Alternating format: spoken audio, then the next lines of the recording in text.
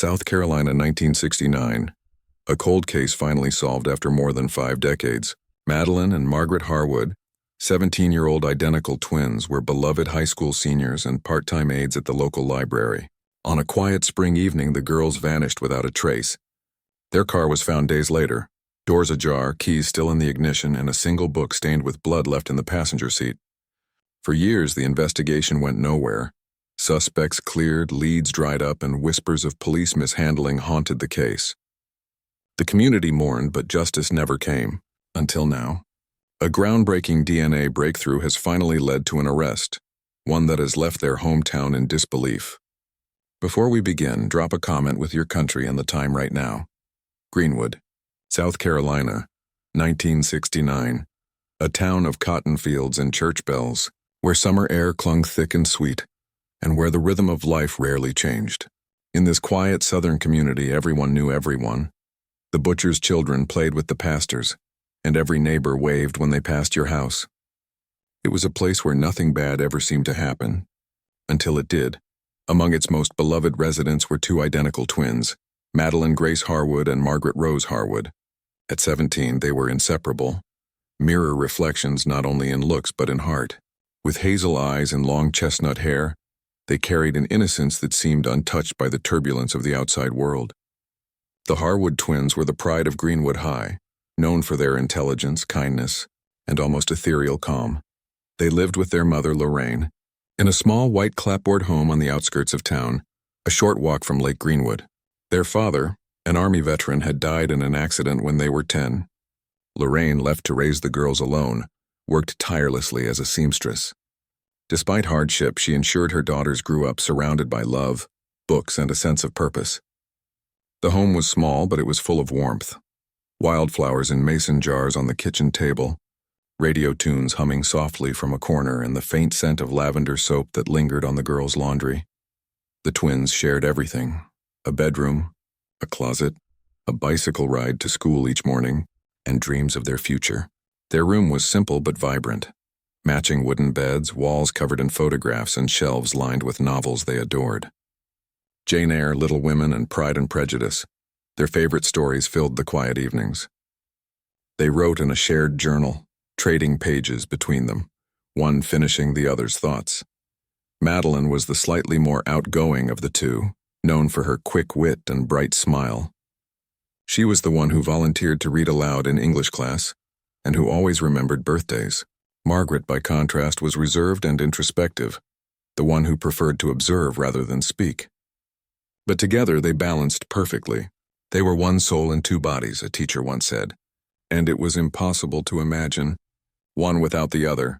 Both girls worked part-time at the Greenwood Public Library, a small brick building on Main Street with creaky wooden floors and the comforting smell of paper and dust. They had started working there the year before, helping organize books, assisting elderly readers, and reading to children during story hour. Patrons adored them. Mrs. Brackett, the elderly librarian who supervised them, later recalled, "They brought light into that building. Everyone who came through the door left smiling because of those girls." The twins' lives were simple but full. They attended Greenwood High, where they were straight-A students, members of the debate team, and volunteers for the school's tutoring program. They sang in the church choir every Sunday and spent their afternoons reading by the lake or baking with their mother. They had plans, and real ones. Both hoped to attend the University of South Carolina that fall, majoring in education. They wanted to become teachers, to give back to the same kind of small-town classrooms that had nurtured them. To the people of Greenwood, the Harwood sisters were the picture of wholesomeness, polite, dependable, always together. If they weren't at school or home, you could find them at the library, riding their matching Schwinn bicycles or walking arm in arm down Magnolia Street, laughing softly about something only twins could understand. Yet beneath the town's gentle charm, Greenwood carried the same undercurrents that run through all small towns: secrets, tensions, and eyes that watched a little too closely. The twins' beauty and kindness drew admiration, but it also drew unwanted attention. Lorraine, ever protective, warned them never to drive alone after dark, never to pick up strangers, never to leave the main roads. The girls listened, always. Until one night something went wrong. It was Thursday, April 17, 1969. a date Greenwood would never forget. The Harwood twins had stayed late at the library that evening to help organize returned books after a busy week. They signed out around 7:30 p.m., said goodnight to Mrs. Brackett, and walked to their navy blue Chevrolet Impala parked out front. Madeline was driving, as she usually did. Margaret carried a small paper bag from the diner across the street. Leftovers for their mother. The drive home was barely 10 minutes. By 8:15 p.m., they should have been pulling into their gravel driveway on Lake Road, but they never arrived. At first, Lorraine wasn't alarmed. Perhaps they'd stopped to get gas or dropped by a friend's house. But by 9 p.m., the unease began. By 10 a.m., she was pacing the porch, calling every number she knew. By midnight, her hands were shaking as she dialed the police. The responding officer was polite but unconcerned. Teenagers, he said, sometimes stayed out late. But Lorraine knew her daughters. They never broke curfew, never failed to call.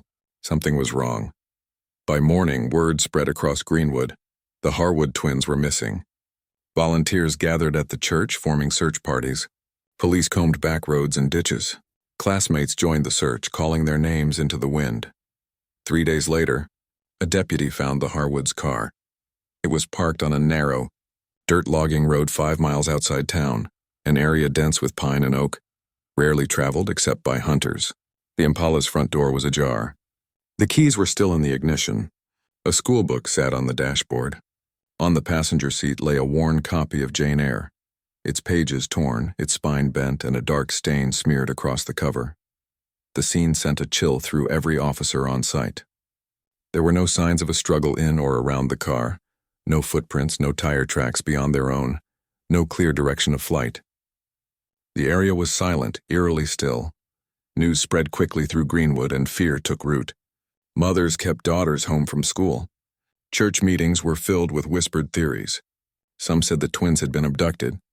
Others thought they'd run away, though no one truly believed it. The Harwood house became a command center of grief.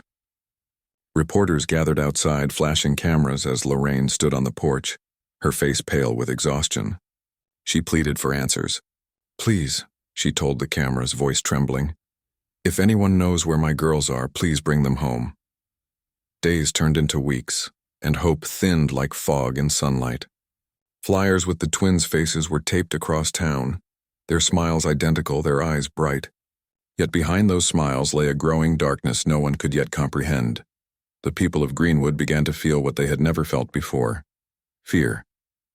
It crept into conversations at the diner, at the gas station, in the pews on Sunday mornings. The town that had once felt safe now seemed fragile. Lorraine stopped sleeping. Every night she left the porch light on, praying the headlights of her daughter's Impala would appear down the dirt road. But they never did, and as April melted into May, the whispers grew louder. Police had no suspects. There was no ransom, no clues, no sign of life. It was as though the twins had been swallowed by the night itself. Neighbors offered condolences but avoided eye contact. The town wanted to move on, but couldn't. Greenwood had lost its innocence, and with it something deeper, its sense of safety. Then, a week later, came the first terrible break in the case, a discovery that would change everything. What happened on that final ride home that changed everything? It was a Thursday like any other. April 17, 1969. Greenwood, South Carolina moved through its day in quiet familiarity. The sun had set behind the pine trees that bordered the town, casting a golden glow across storefronts and sidewalks. Children played stickball in the streets, radios hummed from kitchen windows, and in the heart of town, the small red brick building of the Greenwood Public Library prepared to close for the evening. Inside, Madeline and Margaret Harwood, the town's beloved twin sisters, gathered the last stack of returned books. It was a routine they had repeated countless times. They logged the final check-ins, helped Mrs. Brackett, the head librarian, straighten the front counter, and made sure the reading area was tidy for the next morning. At exactly 7:30 p.m., they signed out of their shift and walked to the front door. Mrs. Brackett would later recall seeing the girls wave to her from the sidewalk. "I remember it so clearly," she said in an interview decades later. Margaret turned and gave me that soft smile of hers. They were both laughing as usual. Nothing seemed out of place. Nothing at all. Outside, the air was still warm from the day but cooling fast with the onset of spring dusk. The girls crossed Main Street. stepping toward their parked navy blue Chevrolet Impala. It was Madeline's turn to drive, something the sisters alternated depending on the day.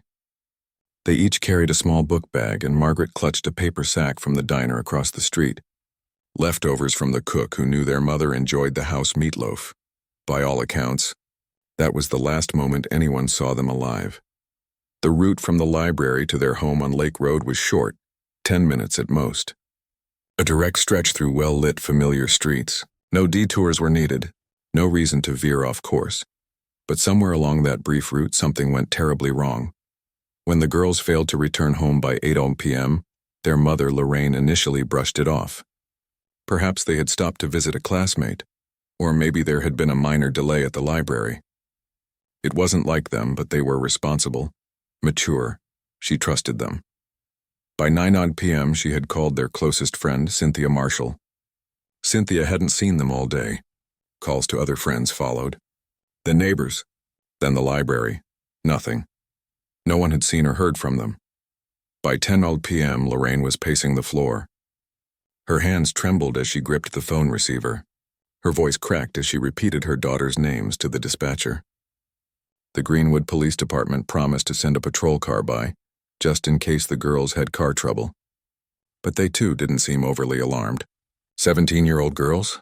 They'll turn up. Maybe they're with friends, but Lorraine knew her daughters. They didn't just vanish. By midnight, she stood alone on her porch, staring down the dark road as the porch light buzzed overhead. The silence was deafening.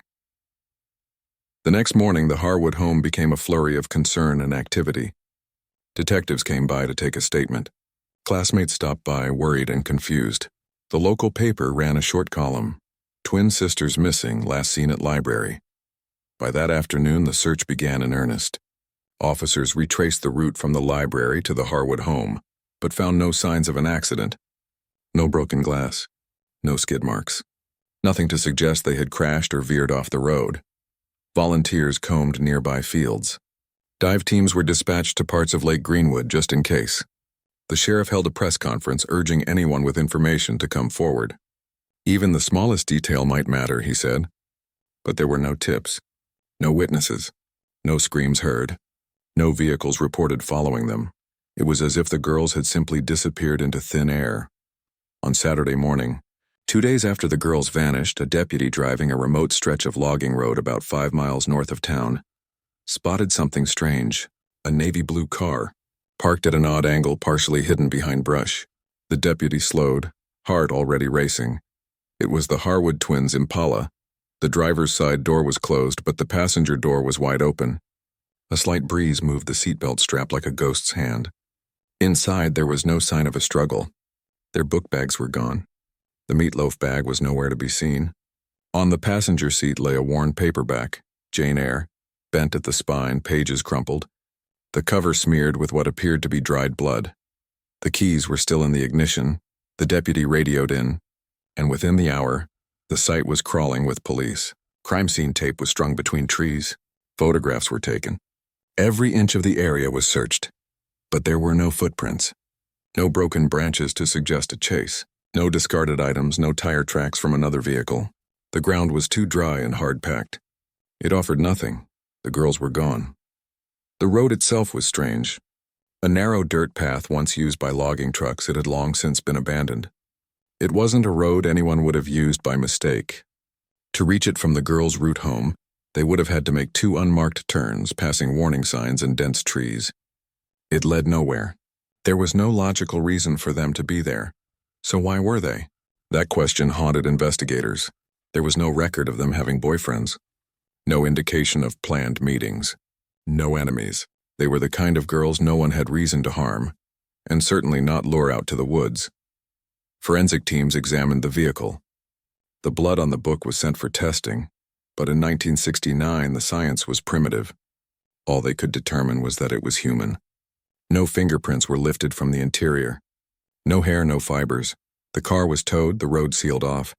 Officers canvassed nearby houses, questioned farmers, checked logging company records, but the area hadn't been active in years. No one had seen anything. No one had heard a car pass at night.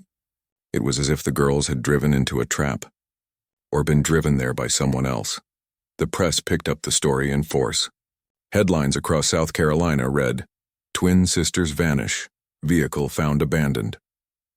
The mystery gripped the public imagination. Radio hosts speculated on foul play. Some hinted at a serial predator. Others insisted it was a runaway. But those who knew the girls dismissed the idea outright. By Sunday night, the mood in Greenwood had shifted. The tight-knit, church-going town began to feel watched. Mothers clutched their children tighter. Doors were locked earlier. And two girls, bright, hopeful, beloved, were gone without a trace.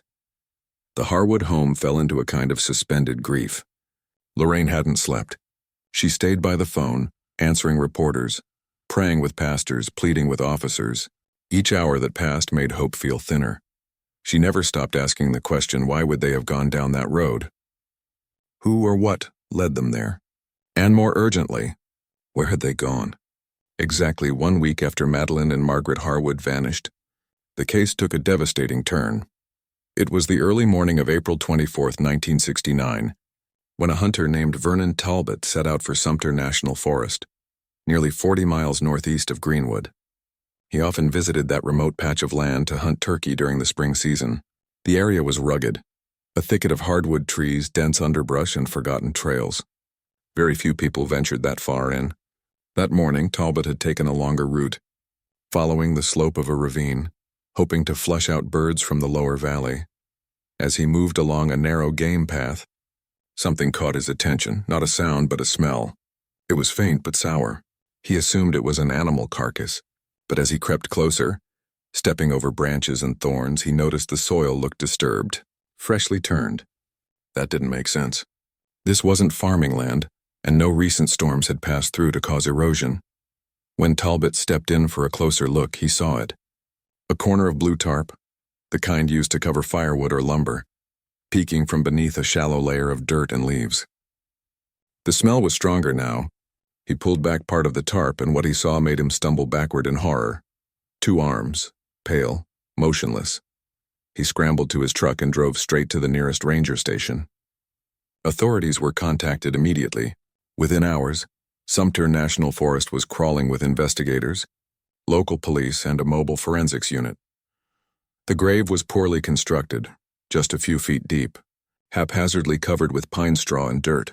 The tarp had partially unraveled. Inside were 2 bodies pressed tightly together, clothed and badly decomposed. Though the faces were bloated and discolored, there was no question. Dental records confirmed the nightmare. It was them, Madeline and Margaret. The bodies were carefully transported to the Greenwood County Coroner's Office, where autopsies were performed over the next several days. The results painted a grim, haunting picture. The twins had died the very night they vanished, April 17th. Both had suffered significant blunt force trauma to the head, consistent with a heavy object like a tire iron or wooden bat. There were also signs of asphyxiation. Madeline had a crushed windpipe, and Margaret had bruising around her mouth and nose. Defensive wounds were present on their arms and hands, particularly Margaret, suggesting she had fought back. Bruises on their wrists hinted at restraint, though no rope marks were definitively identified. There were no signs of sexual assault, no traces of drugs or alcohol. Their stomachs contained remnants of the diner food they'd picked up earlier that evening, suggesting the attack happened soon after they left the library. It was a brutal, sudden, and deeply personal act. Back at the burial site, investigators scoured the surrounding area. Just 50 yards from the grave, they discovered faint tire impressions. The ground was too hard for clear treads, but the width suggested a large vehicle, likely a truck or van. Near a tree trunk, they found a discarded matchbook from a local gas station in Greenwood. It was a small clue, but investigators held on to it. No murder weapon was recovered. No fingerprints were found on the tarp. No blood trail, no personal items, nothing that could conclusively link the scene to a suspect. It was as if the killer had known exactly what to leave behind or had panicked and erased just enough to stay hidden. The discovery shattered whatever hope remained in Greenwood. The Harwood home became a shrine of grief. Lorraine Harwood, who had clung to the faintest belief her daughters were still alive, collapsed when detectives delivered the news. Neighbors poured in to comfort her, but nothing could penetrate the agony of that confirmation. The town, too, was gutted. Church bells tolled at noon.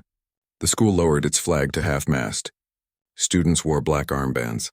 And in the window of the public library, 2 candles were lit, one for each girl, and left to burn day and night. At Greenwood High, counselors were brought in. Friends of the twins wept in the hallways, some too shaken to attend classes. The school paper ran a special edition with photos of the girls smiling in front of the library.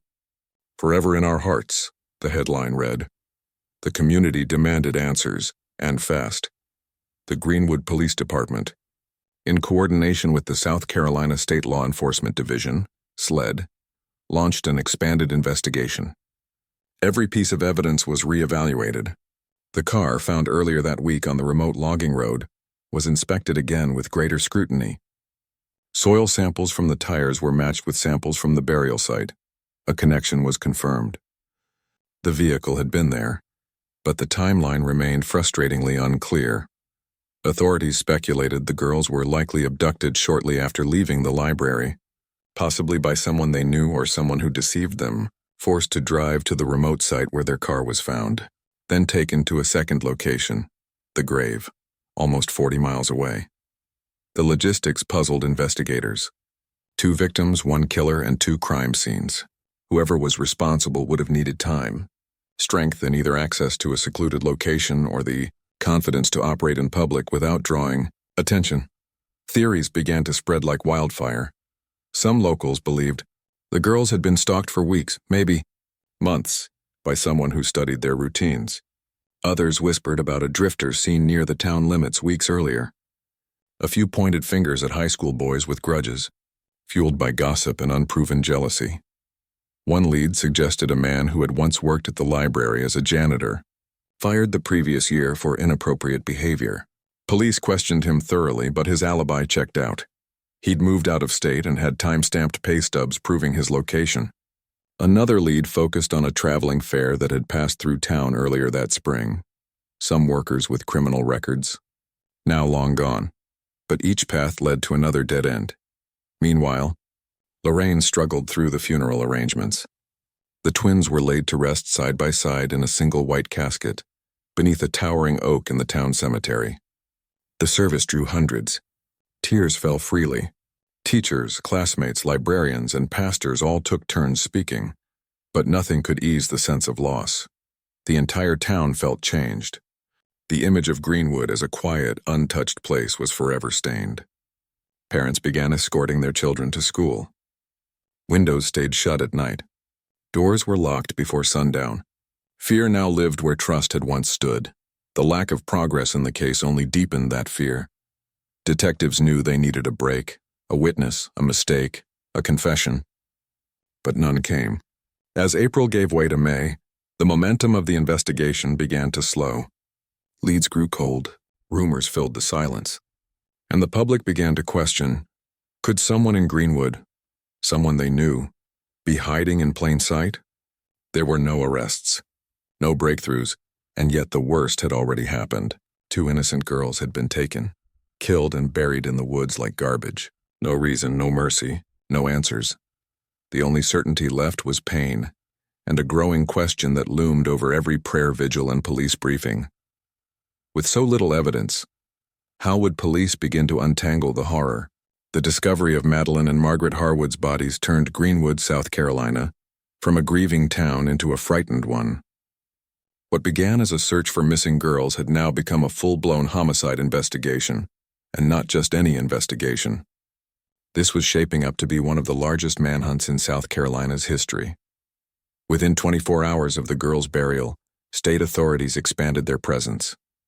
The South Carolina Law Enforcement Division, SLED, brought in additional officers, forensic specialists, and criminal profilers, a relatively new concept at the time. Headquarters in Columbia dispatched investigators to Greenwood permanently. The entire town was now a crime scene. At the heart of the investigation was a single unshakable goal: find the person who did this. Flyers were reprinted with bold red headers. "Have you seen anything?" and posted in shop windows, on church doors, and at gas stations throughout the region. Anonymous tip lines were set up. Police canvassed neighborhoods, going door to door, re-questioning everyone who had even a passing connection to the Harwood twins. The leads poured in. Some were helpful. Most were not. A local teenage boy, a former classmate of the twins, was pulled in for questioning after a neighbor claimed he'd once followed the girls home from choir practice. He had previously expressed a crush on Margaret, even writing her a poem that she had politely declined. Detectives considered him a person of interest. His demeanor was nervous, his answers inconsistent, but within days he was ruled out. His whereabouts on the night of April 17th were confirmed by multiple witnesses at a church lock-in 3 towns away. Another name rose to the top: Bobby Jean Mathers, a reclusive 42-year-old mechanic who worked alone in a rundown shop on the edge of town. He had a criminal record for assault and had served time in the early 60s for attempted kidnapping in Georgia. People said he kept to himself, spoke little, and sometimes stared too long at girls walking by. Police searched his property, a grimy trailer flanked by rusted car parts and broken-down vehicles. Dogs sniffed through his shed. He was questioned for hours, and yet there was no physical evidence tying him to the crime. No blood, no tarp, no connection to the Harwoods beyond vague community gossip. Without more, they had to let him go. Then came a curious lead from a waitress at the diner across from the library. She remembered a man, not from town, who had come in on the evening of the girl's disappearance. Late 20s, scruffy and wearing a faded jacket with a patch that read Conway Rides. He had ordered coffee, asked if there was a movie theater in town, and then left abruptly when the twins entered the diner, briefly to pick up food. That detail chilled the room when it came up. Conway Rides was a traveling carnival circuit that had passed through neighboring counties earlier that spring, a transient workforce constantly on the move. Police began cross-checking names of workers and temporary hires. They tracked down the route of the carnival and learned it had moved north toward Virginia in early May. But when they attempted to follow up, the trail had gone cold. The man described by the waitress, later matched to a sketch based on another witness report, was identified as Douglas Lee Franklin, a known drifter who had worked odd jobs with traveling shows throughout the Southeast. He had no known address, no family ties, and no consistent employer. Weeks after the murders, he had reportedly been seen in Fayetteville, North Carolina. Then nothing. A warrant was issued for questioning, but Franklin had vanished. Whether he was a ghost or a red herring remained to be seen. For investigators, he became the first true phantom suspect, someone who lingered in the background but never stepped fully into focus. Meanwhile, the Greenwood Police Department was overwhelmed. They were fielding hundreds of calls, many of them from citizens convinced they had seen suspicious behavior. A man fixing a flat tire on the edge of town, a truck parked behind the church too long, a woman who believed she heard a scream days before the discovery in Sumter National Forest. Each call had to be followed up. Each theory tested, but every dead end began to wear down the department's resolve. Fear gripped the community. Local leaders imposed a dusk-to-dawn curfew for all minors. Church attendance dropped. Schools organized safety seminars. Girls who once walked home in pairs were now escorted by their fathers. Teenagers who used to ride their bikes through town now stayed inside. Greenwood's innocence had been taken, and suspicion took its place. And yet time kept passing. Summer arrived, bringing with it the promise of heat and growing dread. Weeks turned into months. Witnesses who once spoke freely now hesitated. One teenage girl recanted a story about seeing the Impala on a different road, claiming she had dreamed it and gotten confused. A truck driver who had claimed he saw a man dragging something in the woods near Sumter reversed his statement, stating, "Maybe it was a deer. I was tired. I don't know." Leads evaporated like dew in the morning sun. Evidence, too, was deteriorating. In 1969, forensic science was limited. The samples taken from the car, the blood smear on the book, fibers from the upholstery, offered no usable fingerprints, no matches, and no breakthroughs. There was no DNA testing, no digital surveillance, no cell phones to trace. Detectives tried profiling the killer. Was he someone who knew the twins? Someone who had studied them? A stranger who happened upon them by chance? The most disturbing theory came from a state investigator who proposed that the killer was likely local, someone known to the girls, someone who could convince them to veer off their usual route. That was the only way to explain why two cautious, well-behaved girls ended up parked on a deserted logging road. Someone they trusted, or feared just enough to obey. That theory, once whispered, began to grow louder in the minds of Greenwood's residents. Could it have been someone from the church? A teacher? A former librarian? A family friend? The case was still open, officially, but emotionally it had grown cold. The energy had shifted from urgency to fatigue. Reporters stopped showing up to press briefings.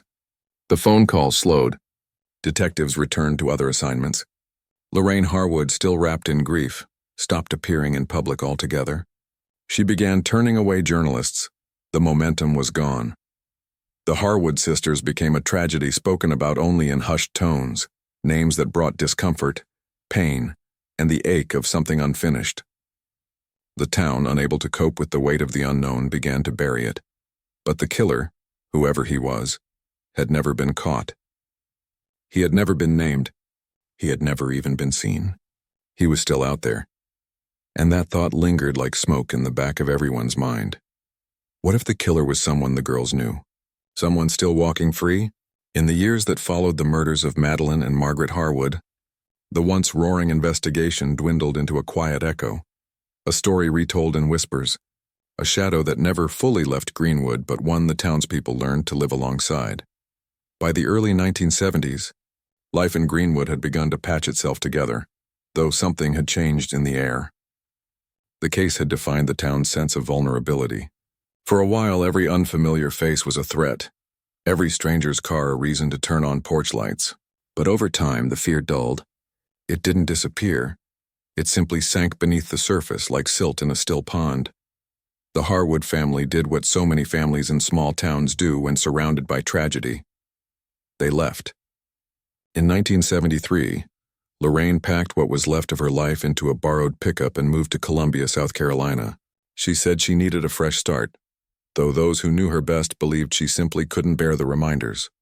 Every corner of Greenwood carried her daughter's presence: the library, the church pew where they once sang, the quiet house by Lake Road with 2 empty beds. In Columbia, she found work as a seamstress again. She lived simply, kept to herself, and attended church, but rarely spoke of her past. To neighbors, she was polite but withdrawn, a woman with a sadness that lingered behind her soft eyes. Occasionally, when anniversaries came around, a local reporter would track her down for comment. She always declined. "It doesn't bring them back," she once said softly, closing her door. Lorraine Harwood passed away in 1994, at 71 years old. Her obituary in the Greenwood Daily Journal mentioned her late husband, her daughters, and her years of service to the community. But not the way her life had been broken. She died never knowing who had taken her children.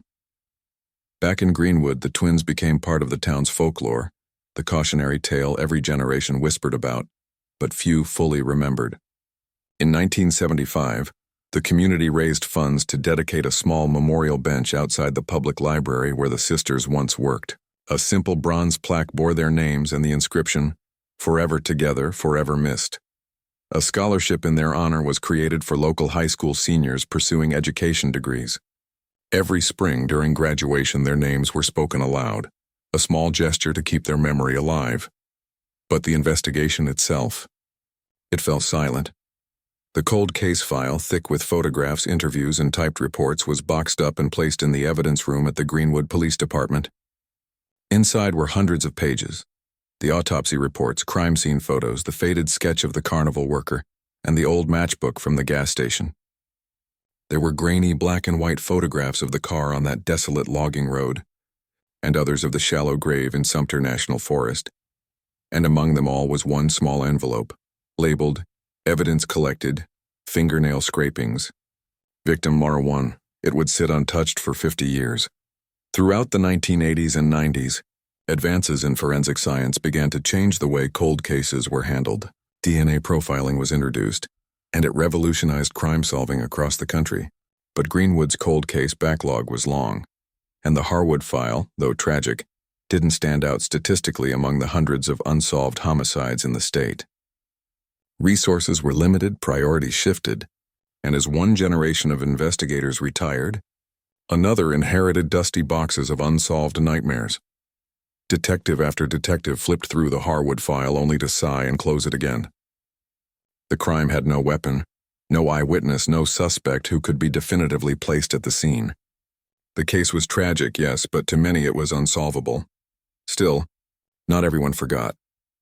In 2004, a local true crime columnist revisited the case, publishing a retrospective titled The Harwood Twins, Greenwood Silent Ghosts. The article sparked a brief resurgence of public interest.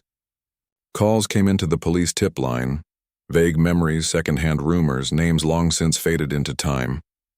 But nothing concrete emerged. Then 15 years later, in 2019, fate and technology intervened.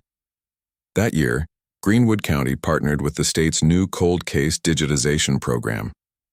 The initiative aimed to catalog decades-old case files and preserve deteriorating evidence using modern systems. Boxes were opened, scanned, and indexed. Among them was one marked 1969 Harwood Twins. When evidence technicians opened it, they found the original crime scene photos, typed witness statements on yellowed paper, and several sealed evidence envelopes. One technician noticed a smaller envelope tucked behind an autopsy report. It was labeled in faded ink, "Fingernail Scrapings, M. Harwood." She almost missed it. Under standard procedure, biological evidence from violent crimes was to be evaluated for potential DNA testing. The technician flagged it for review. It was then sent to the State Forensic Laboratory in Columbia, where samples could be tested using advanced DNA sequencing unavailable in the 1960s. When the lab analysts opened the tiny paper packet, they found remnants of dried material, trace biological matter scraped from beneath Madeline's fingernails during her autopsy. Back then, the purpose had been to check for blood type or fibers. In 1969, it had yielded nothing, but in 2019, things were different. Analysts carefully extracted the sample using modern protocols. They weren't sure anything usable remained. Decades of storage could have degraded the material. Yet to their surprise, they recovered a partial DNA profile. It wasn't enough for an immediate match, but it was viable. The sample was logged into the state database and cross-referenced with the Combined DNA Index System, CODIS, a national network that connected DNA profiles from crimes, suspects, and convicts across the United States. The process was routine. Thousands of samples were uploaded every year. Most returned nothing. But in this case, something stirred. A partial correlation appeared. Not a full match, but close enough to trigger interest. The genetic sequence was consistent with a profile already in the system. A man whose DNA had been collected decades later during a separate investigation in Georgia. The lead was flagged for follow-up, and for the first time in 50 years, someone looked again at the file of the Harwood twins and thought, maybe there's something here.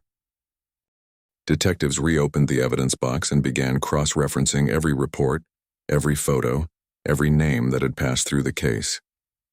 The old theories, the reclusive mechanic, the carnival worker, the anonymous drifter, were all revisited. But now, science could weigh in where rumor once ruled. It was as if the ghosts of Madeline and Margaret had reached out through time, gripping the edges of their file, forcing it back into the light. And this time, the tools had finally caught up with the truth. Half a century of silence was about to break. Could technology finally speak for the girls when no one else could? Sometimes the truth doesn't arrive in a dramatic moment.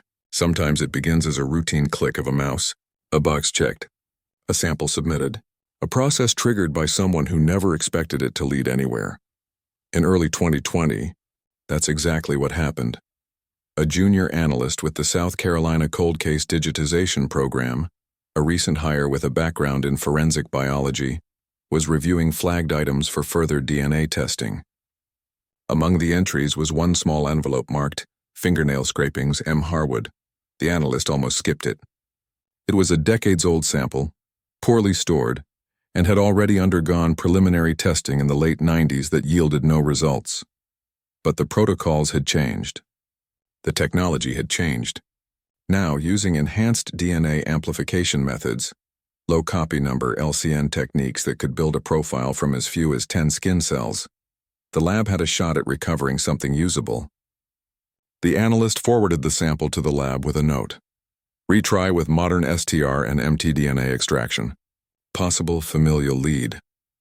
What came back shocked the entire department. For the first time in 50 years, The DNA yielded a clean partial profile, just enough to enter it into CODIS, the Combined DNA Index System. It wasn't complete, but it was strong enough to compare against thousands of other entries. 2 weeks later, a red flag appeared on the screen. Partial match, Clive Raymond Ellis, a former convict. Arrested in 1987 in Augusta, Georgia, for aggravated assault in a domestic dispute. Convicted, served 11 years. His DNA had been collected upon incarceration and submitted to the national database. It had sat there for decades, unremarkable, unconnected to any other case. Until now. When the cold case team in Columbia saw the alert, the room fell silent. Forensic supervisor Dr. Angela Kraft reviewed the data again and again. It wasn't just a close match.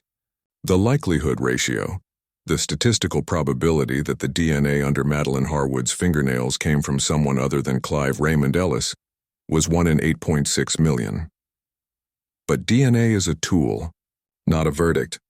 They needed more. Investigators began peeling back the layers of Ellis's life.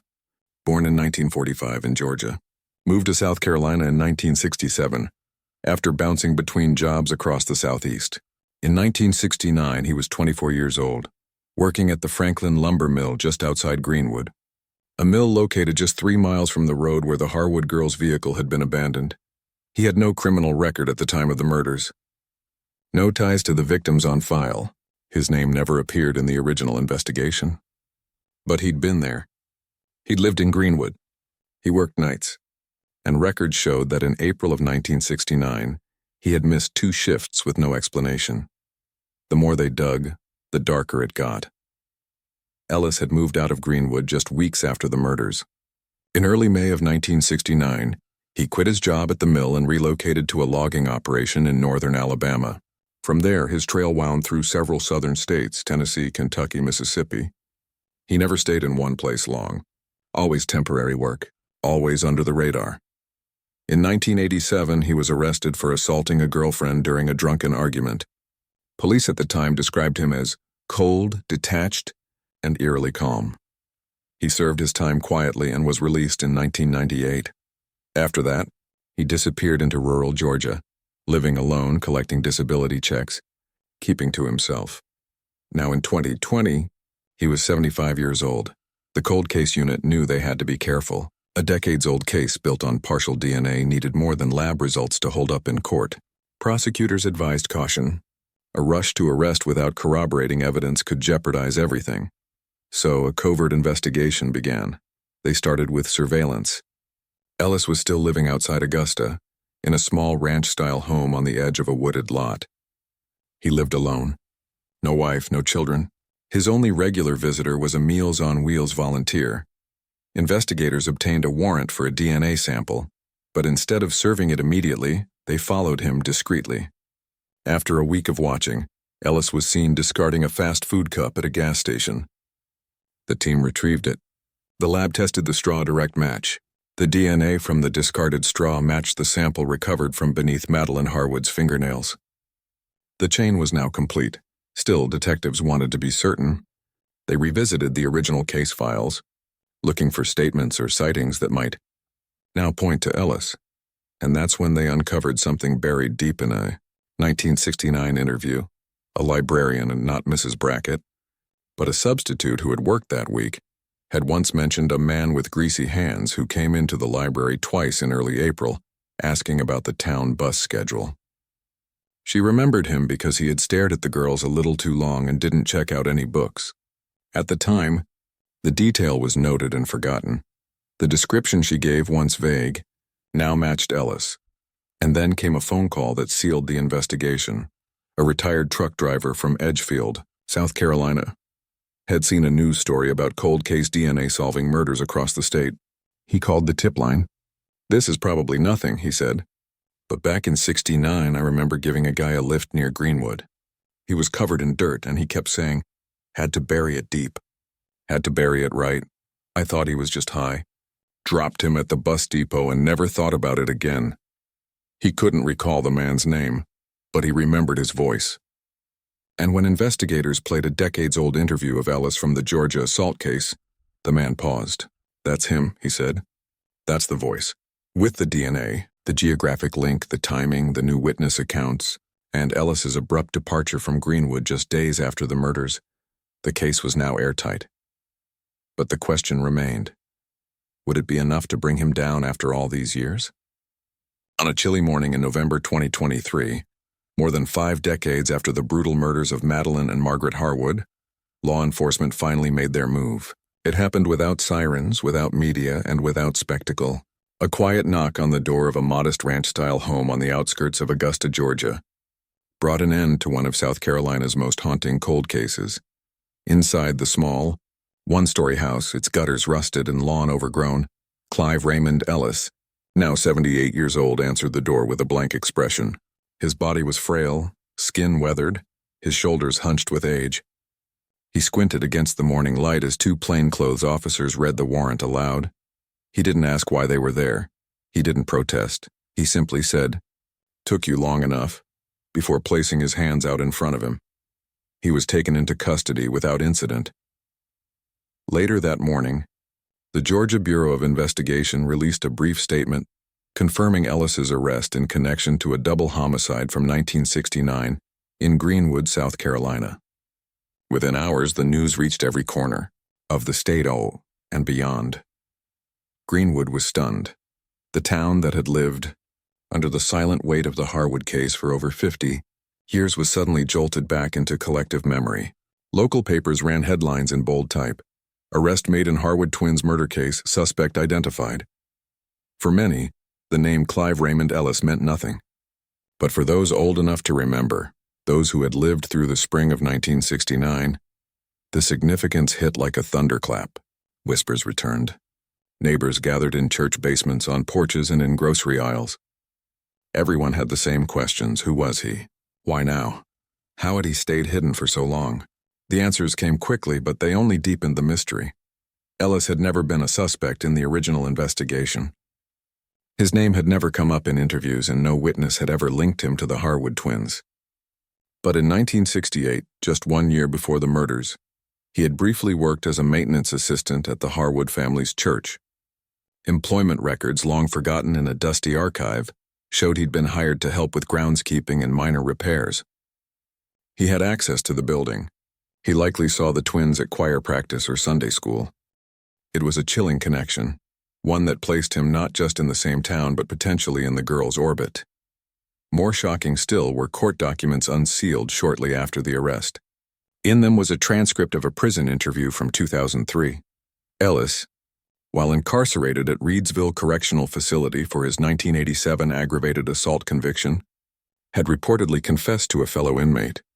The statement had gone largely ignored at the time. Jailhouse confessions were notoriously unreliable, and without physical evidence, the report had been filed away. But now, in the light of the DNA match, the confession became a central piece of the puzzle. According to the transcript, Ellis had spoken late one night to his cellmate about the girls in South Carolina. He described them as 2 little ghosts who wouldn't stop screaming. He never used their names, but mentioned a car, a forest, and the feeling of digging through roots and rocks to get it done before sunup. The details, then considered vague, now aligned precisely with the known facts of the case. The prosecution had what they needed. By December 2023, the case against Ellis was formally presented to a grand jury in Greenwood County. The charges were as follows: 2 counts of first-degree murder, 2 counts of kidnapping, 1 count of obstruction of justice, related to burial and concealment of bodies. The indictment came swiftly. Ellis was extradited to South Carolina in January 2024, arriving under heavy guard. His arraignment at the Greenwood County Courthouse drew a small but emotionally charged crowd. Survivors, journalists, former classmates of the twins. Lorraine Harwood had passed decades earlier, but others came to bear witness in her place. When Ellis was led into the courtroom, he looked hollow, almost bored. He wore a beige prison jumpsuit, shuffled with a cane, and kept his eyes lowered. He entered a plea of not guilty. Ellis's public defender argued immediately for a dismissal, citing the age of the case, the degraded quality of the evidence, and the risk of misidentification. The judge denied the motion. Prosecutors remained firm. The DNA evidence, they argued, was undeniable. The confession, though delayed, aligned with specific case details that had never been released to the public. His prior history of violence, and including the assault in 1987, showed a pattern of escalating aggression. Still, the defense fought back. They questioned the chain of custody of the evidence. Had the fingernail scrapings been properly stored since 1969? Could contamination have occurred? Were technicians in 2020 absolutely sure the sample hadn't degraded beyond forensic reliability? They argued diminished capacity, Ellis's advanced age, mental decline, and possible dementia. Could he stand trial? Did he understand the charges? And if he had confessed, was it real or the fabrication of an aging, broken man desperate for attention? The prosecution rebutted with forensic records, witness testimony, and behavioral reports. Psychologists evaluated Ellis and determined he was mentally competent. A second DNA sample, taken after his arrest via buccal swab, confirmed the original result. It was a direct match. Outside the courtroom, the community's emotions ran high. For some, the arrest was long overdue justice, proof that time could not bury the truth forever. For others, it stirred pain, thought buried, reopening scars they had carried for years. The class of 1969, now in their 70s, came together in phone calls and social media groups to process the shock. "We never thought we'd see this day," one woman wrote. "We always wondered who it was. Now we know." Reporters from across the state flooded Greenwood. True crime podcasts picked up the story. National outlets ran headlines. DNA solves 1969 cold case in South Carolina. Suspect arrested at 78. The case reignited national debate about the power of forensic technology in cold cases and the morality of pursuing elderly suspects decades after their alleged crimes. Some called it overdue justice.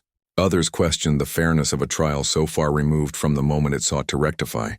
Still, there was no turning back. Clive Raymond Ellis would face trial. The people of Greenwood braced themselves once again. This time, not for tragedy, but for answers. The wheels of justice, slow and stubborn, had finally begun to move. But the question loomed. Would a jury believe the evidence, or would the passage of time cast doubt? It began on a gray Monday morning in April 2024, 55 years after the murder of Madeline and Margaret Harwood. The town of Greenwood, South Carolina, braced itself for the trial of the man accused of ending their lives.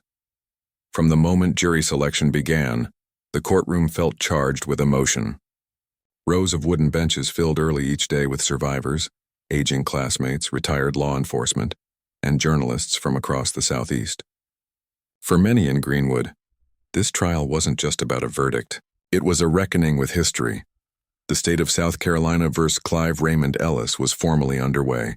Presiding over the trial was Judge Miriam Layton, a respected figure known for her meticulous attention to detail and calm authority.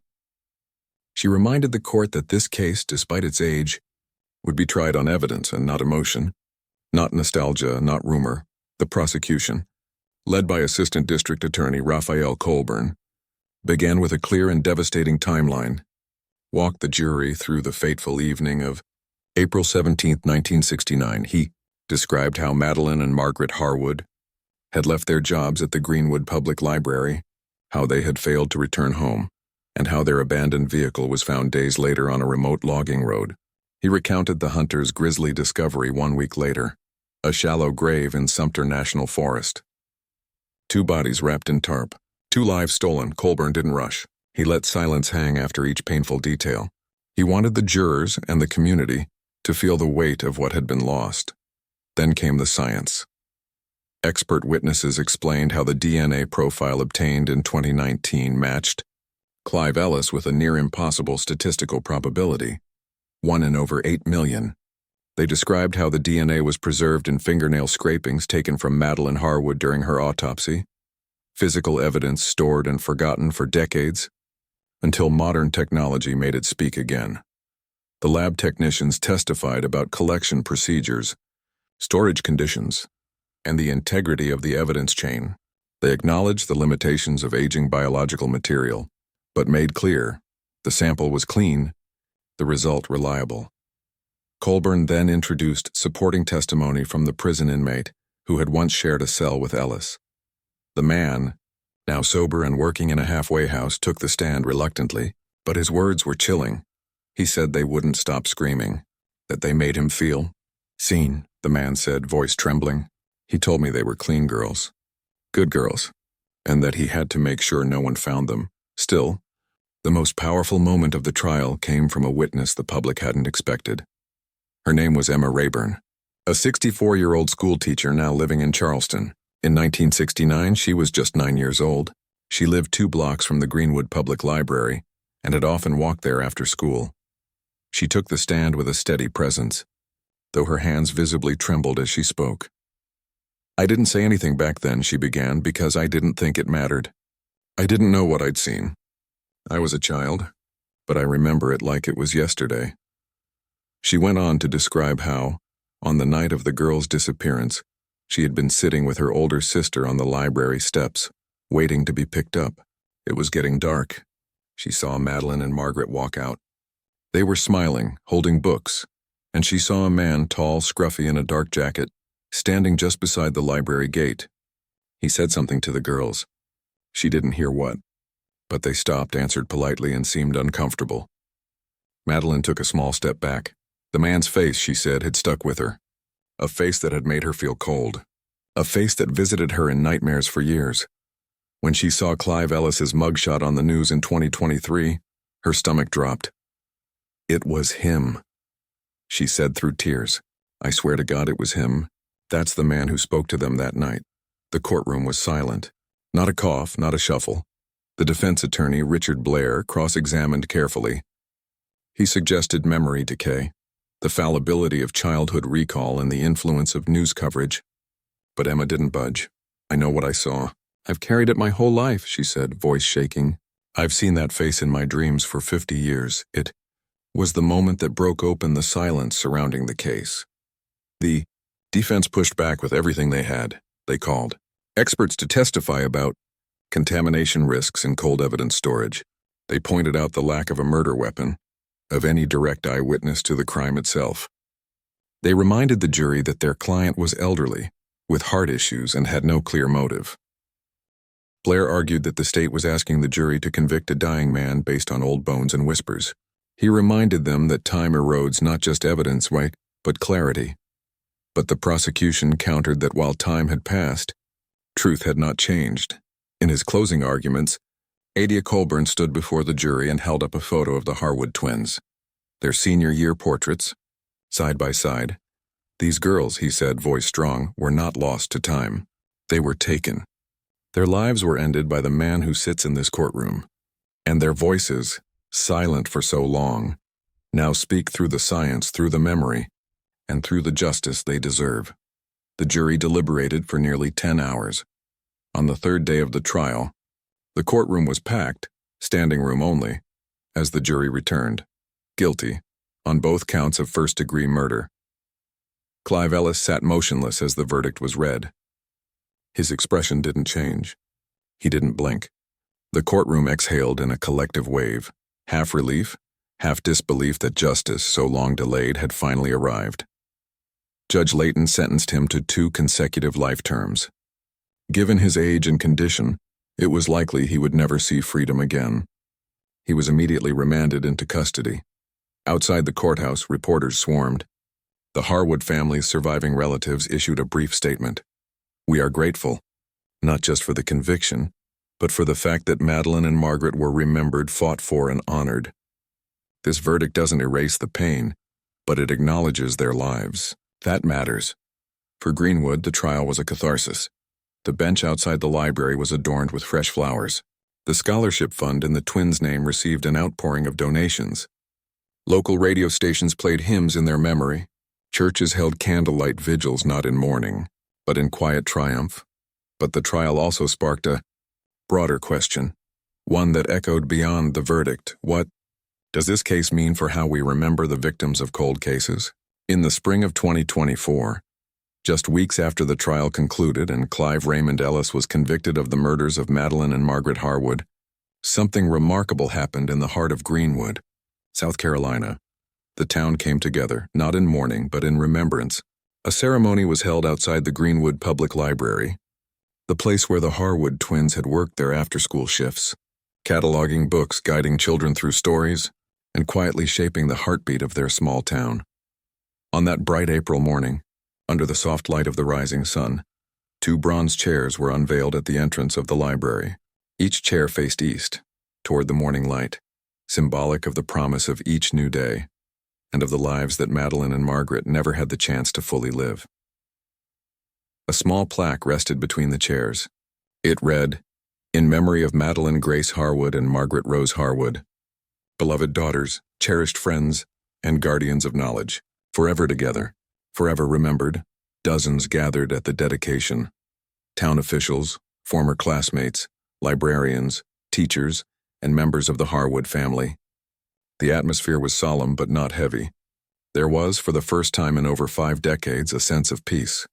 The mayor spoke briefly, honoring the girls' legacy not only as victims of an unspeakable crime, but as symbols of resilience. He noted how their case had become more than a local tragedy. It had become a rallying point, a moment of reckoning that spurred change far beyond the town's borders. The ceremony also marked the official reinstatement of the Harwood Memorial Scholarship, now with renewed funding and an expanded mission. Originally created in the 1970s, the scholarship had supported local students pursuing degrees in education, a reflection of the twins' own dreams of becoming teachers. But in light of how their case was finally solved, through advancements in forensic science, the scholarship's focus was broadened. Starting in 2025, the Harwood Memorial Scholarship would now fund young women across South Carolina pursuing careers in forensic science, criminal justice, and investigative journalism, fields critical in solving cold cases, giving voice to the voiceless, and holding truth to the light. For many, this evolution felt fitting. Madeline and Margaret had always stood for knowledge, for quiet determination. Now their names would support the very systems that brought their own story back from silence. Across South Carolina, their case sparked more than emotion. It inspired action. Shortly after Ellis's conviction, the South Carolina Cold Case Initiative received a surge in private donations. Lawmakers proposed a new state grant to fund the digitization of cold case evidence from as far back as the 1950s. Several jurisdictions began auditing old case files, re-examining evidence that had been collecting dust for decades.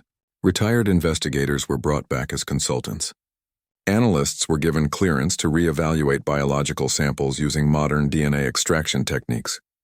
The Harwood case became the model. It was taught in university classrooms, cited in forensic training modules, and discussed at national conferences. For those closest to the story, it was more personal. In the weeks after the trial, former classmates of the twins spoke publicly for the first time in years. Some had remained in Greenwood their entire lives. Others had moved away, started families, built careers. But none had forgotten. It felt like they were frozen in time, said one classmate. Now 73, every year on the anniversary, I'd think of them, the way they'd sit together at lunch, how they shared everything. And then I'd think about how they just vanished. Until now, I never realized how much that haunted me. Another recalled the last conversation she had with Madeline. She was talking about a poem she loved. Emily Dickinson. Something about hope being a thing with feathers. That's who she was, and full of quiet hope. Margaret's old choir director remembered her voice. Soft, pitch-perfect, and shy.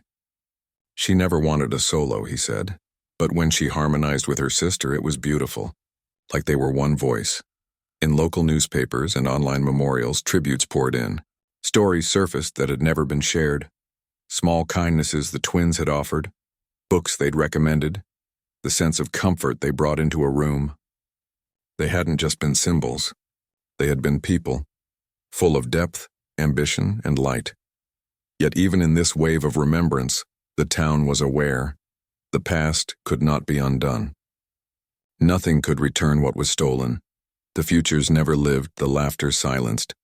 The mother who died without knowing, but truth long buried, had finally been spoken. That alone carried weight.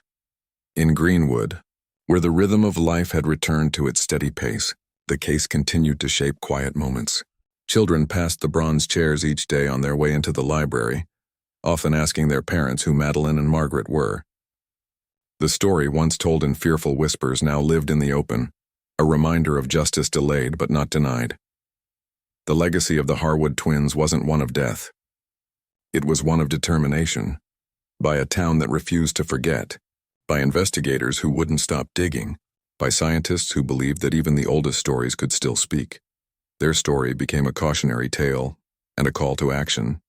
It reminded a generation that crimes unsolved are not crimes forgotten. That behind every cold case file is a voice waiting to be heard again. And perhaps most importantly, it reminded the world that memory is a form of justice. When we remember the names, the faces, the hopes and fears of those lost, we honor them. We protect others. We carry their stories forward. In a final interview with a local station, the lead prosecutor reflected on the case. He stood at the site of the grave in Sumter National Forest, now marked with a small wooden cross. "We solved this case with science," he said, "but we carried it with heart. We don't always get that chance and to bring answers this late. But when we do, it changes things." As the sun set that evening, the bronze chairs outside the library caught the last golden light, empty, but never alone. What can their story teach us about memory, justice, and never giving up? More than 50 years after Madeline and Margaret Harwood walked out of the Greenwood Public Library for the last time, justice finally caught up with the man who stole their futures. For decades, their story sat buried beneath layers of dust, a cold case reduced to a file box and fading headlines. But in the end, time did not protect the guilty. The arrest and conviction of Clive Raymond Ellis proved that silence can be broken and truth can still speak, even after half a century. It was not only a victory for the Harwood family and the town of Greenwood, but a defining moment for forensic science and the promise it holds for victims long unheard. In the wake of the trial, the Harwood twins were honored not as symbols of tragedy, but as catalysts for change. Their names now fund scholarships for future investigators. Their memory reshaped how South Carolina approaches unsolved crimes. And their story became a beacon, not of what was lost, but of what can still be found. To the families still waiting for justice, still hoping for answers in the dark, don't stop hoping. Time may pass. Memories may fade, but DNA never forgets, and neither should we. For Madeline and Margaret Harwood, justice came late, but it came, and that matters.